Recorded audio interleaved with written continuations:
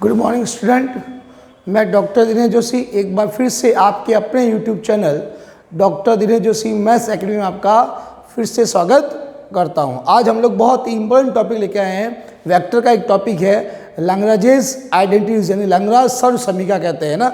ये हमारा टॉपिक है आज का, लैग्रेंज सर्व समीकरण, यानी इसको कहते हैं लैग्रेंज आइडेंटिटीज। यानी ये रिलेशन है, relation between vector and scalar product के बीच में रिलेशन है। और ये रिलेशन किसने शो किया था? ये रिलेशन जो था, एक लैग्रेंज नाम का जो मैथमेटिशियन था, उसने वेक्टर और स्केलर के बीच में एक संबंध निकाला था। क्या निकाला था?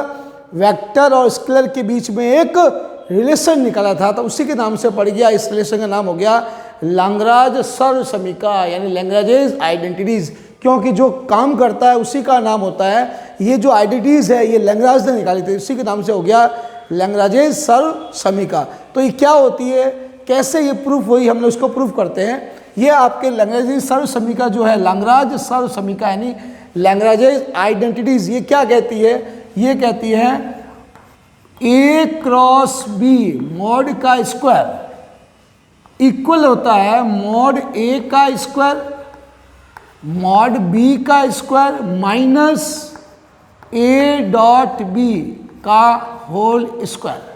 ये आपका है लैग्रेंज सर्व समीकरण का स्टेटमेंट है ना। इसको हम लोग यहाँ पे प्रूफ करेंगे, इसको हम लोग यहाँ पर इसको प्रूफ करते हैं। ये आया कैसे? देखो, आप खुद देख सकते हो, ये वेक्टर है A क्रॉस B, और ये A डॉट B स्केलर है, यानी ये वेक्टर और स्केलर के बीच में एक रिलेशन है।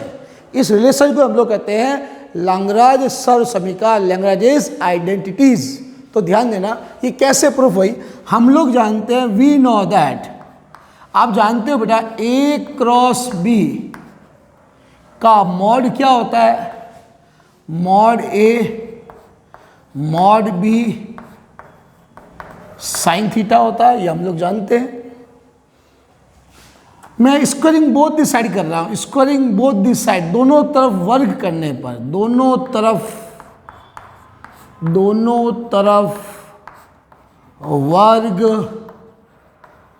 करने पर, यानी स्क्वायरिंग बोथ दिस साइड, तो क्या होगा? इधर क्या हो गया? मॉड A क्रॉस B का होल स्क्वायर, दैट इज, और यहाँ पे इधर क्या हो गया? मॉड A का स्क्वायर मॉड B का square and sine square theta.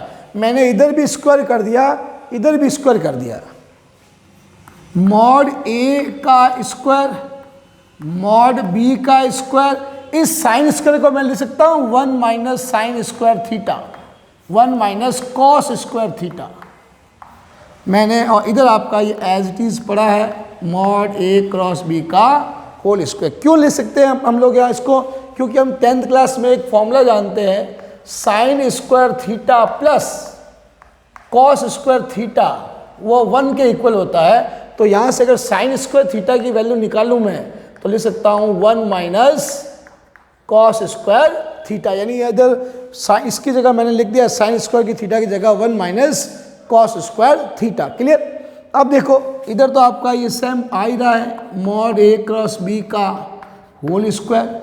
इसको इससे मल्टीप्लाई करो, इसको इससे भी करो, तो मॉड A का स्क्वायर मॉड B का स्क्वायर माइनस मॉड A का स्क्वायर मॉड B का स्क्वायर कॉस स्क्वायर थीटा।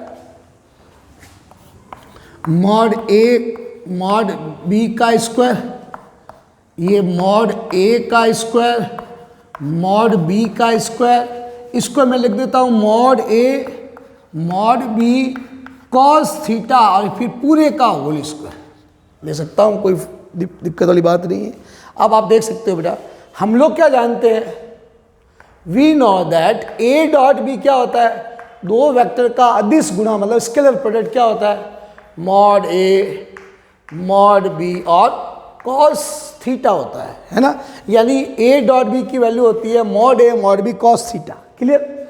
तो इस mod A mod B cos theta की जगह मैं A डॉट B लिख सकता हूँ, इसकी जगह मैं A डॉट B लिख सकता हूँ। तो ये हो गया मॉड A क्रॉस B का whole square is equal to mod A square mod B square, और ये क्या आ जाएगा ए डॉट बी का होल स्क्वायर। यही आपके जो लैग्रेंज आइडेंटिटीज थी ये आपके प्रूफ हो गई। ऐसे कैसे आपको स्टेटमेंट डायरेक्ट ध्यान रखना, रिलेशन है वेक्टर और स्केलर के बीच में। बात समझाएंगे। इसी क्वेश्चन को कई बार इस फॉर्म में भी पूछ लिया जाता है कि प्रूव करो कि आपका यही question as it is to prove, ये आपको इस फॉर्म में भी पूछा गया है।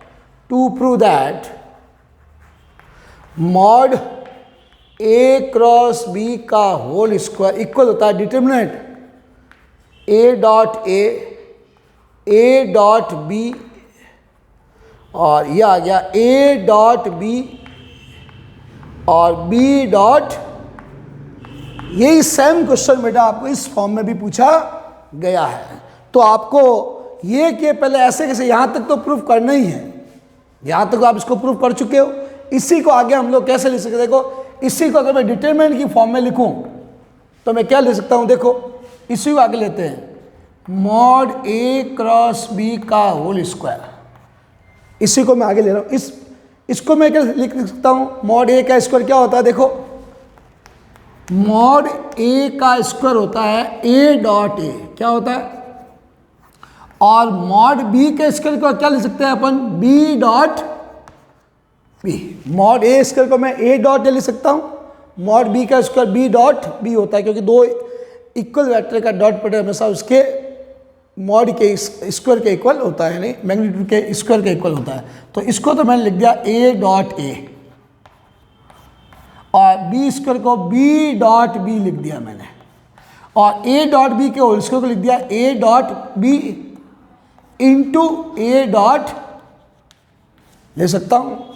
देखो इसी फॉर्म को मैंने डिटरमिनेंट की फॉर्म में लिख दिया।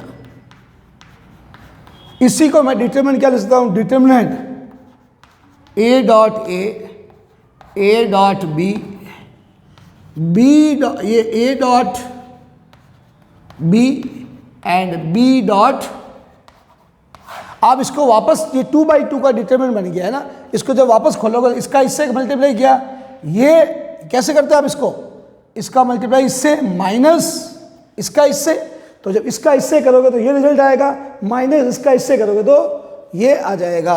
तो हम लोग इस फॉर्म को, ऐसा भी एग्जाम में कई बार रिजल्ट को पूछा गया, तो हमें डायरेक्ट ये जो लैग्रेंज सर्व समीकरण है, लैग्रेंज आइडेंटिटीज है, ये हमें डायरेक्ट रिजल्ट याद करना है। यानी ये रिलेशन है बिटवीन वेक्टर एंड स्केलर के बीच में क्या एक संबंध होता है। यानी इसमें देखो इस आइडेंटिटीज के अंदर चार जो बेटा चार क्वांटिटीज होती है, एक ए क्रॉस बी होता है, मॉड ए क्रॉस बी होता है, एक मॉड ए होता है, मॉड बी होता है, एक ए डॉट बी होता है।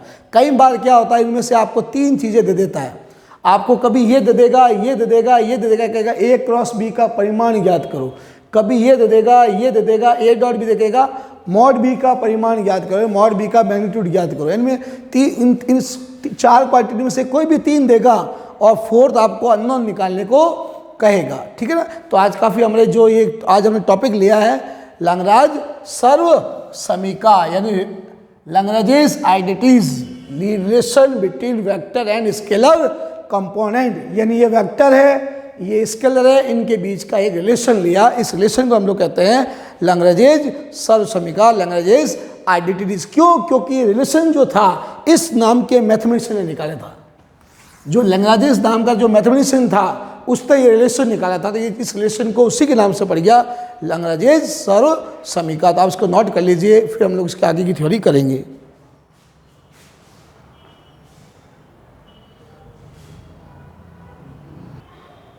हाँ तो स्टूडेंट, हम लोग इसके बाद हम एक और इनइक्विटीज ले रहे हैं। इनइक्विटीज है आपकी Cauchy square inequalities, Cauchy square असमीका कहते हैं इसको हिंदी में। कोची नाम का मैथमेटिशियन था कोची, उसने एक अपनी एक असमीका दी थी, उस असमीका को कहते हैं कोची स्क्वायर असमीका इनइक्वलिटीज। तो वो क्या होती है देखना बेटा इधर, वो होती है आपकी A dot B is less than equal to होता है मॉड ए मॉड, ये आपका कोची स्क्वायर इनइक्वालिटीज होती है कि ए डॉट बी का जो ए डॉट बी होता है वो मॉड ए मॉड बी के या तो इक्वल होगा या उससे छोटा होगा, उससे बड़ा नहीं होगा। तो इसको प्रूफ करते हैं, कैसा रिजल्ट आया।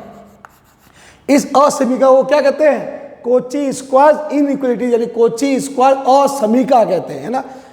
तो कैसे आया आप लोग जानते हो बेटा, we know that A dot B का क्या फॉर्मूला होता है, mod A mod B cos theta, जानते हैं हम लोग डॉट प्रोडक्ट। यहाँ से कॉस थीटा की वैल्यू अगर निकालना चाहूँ तो क्या आएगी, mod A dot B upon mod A mod B. यहाँ से हमने कॉस थीटा की वैल्यू फाइंड आउट कर ली। क्लियर।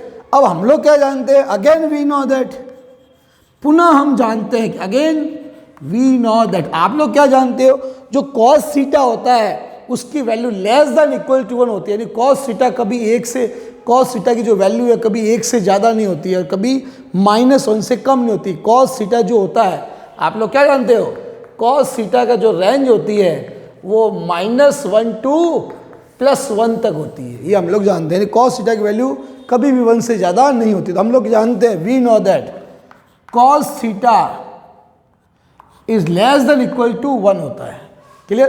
तो यहाँ पे इस कॉस थीटा की वैल्यू रख देता हूँ। कॉस थीटा आपका क्या है, यहाँ पे रख देता हूँ, कॉस थीटा की वैल्यू क्या आपके, A dot B upon mod A mod B यहाँ रख रहा हूँ।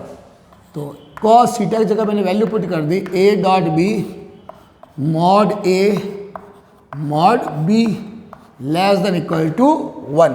इसको आप उधर मल्टीप्लाई कर दो, क्रॉस मल्टीप्लाई, तो क्या आ जाएगा, A dot B less than equal to mod A mod B. यही आपकी इनइक्वालिटीज प्रूफ हो गई।